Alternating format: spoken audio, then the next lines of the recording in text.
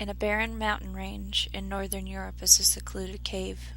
Deep inside is a wide chamber that appears to have been used in ancient rituals.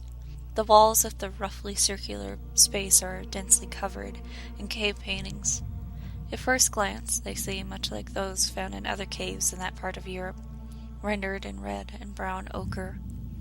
Look more closely still, and you'll find some more traditionally drawn human figures. They are being hunted by the others, run through with spears, battered with stone axes. In some scenes, the horned figures seem to be roasting humans over open fires, or feasting on human-looking limbs.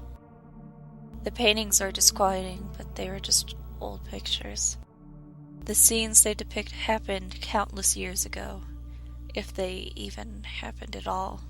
A determined traveler seeking shelter from a blizzard might decide to ignore the paintings and make camp. He may even light a fire. A well-used fire pit lies in the center of the room, slightly raised on a natural mound. Should a fire be lit there, wavering shadows will be cast onto the painted walls. For many, seeing their own silhouette superimposed on those eerie paintings will be the last straw, driving them to try their luck outside in the snow. Others will stay. Sometimes nothing will happen. These lucky travelers will emerge the next morning, haggard from a night, filled with half-remembered nightmares, anxious but alive. Other times, shadows will move on those walls, shadows cast by nobody present in the room. The wavering firelight will blur their outlines, making them hard to pick out, and some observers may believe them to be a trick of the light. Watch closely, though, and you will see that the shadows resemble the hunched figures, perhaps with small horns and maybe a hint of a stubby tail behind them. These figures will gravitate towards the shadows of those who are taking shelter in the cave. They may appear to stand over the sleeping forms. They may appear to be holding weapons like spears or rough axes.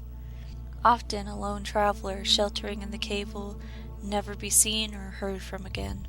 Their fate will remain unknown. However, those traveling in a group will be woken by screams in the night.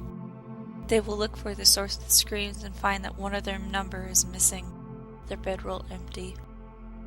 If they happen to look at just the right place on the wall, they may see the wavering shadows of figures who are not present in the room, or at least not visible. The fire will be low and red, so the shadows dim and soft-edged, but it will appear that a struggling form is being speared and clubbed by multiple assailants, and then dragged away. Out of the circle of firelight, the screens will fade slowly, seeming to sink into the rocks themselves. And is that a new cave painting on the wall the next morning? Surely not. The ochre it is painted in is just as old and dry as the rest.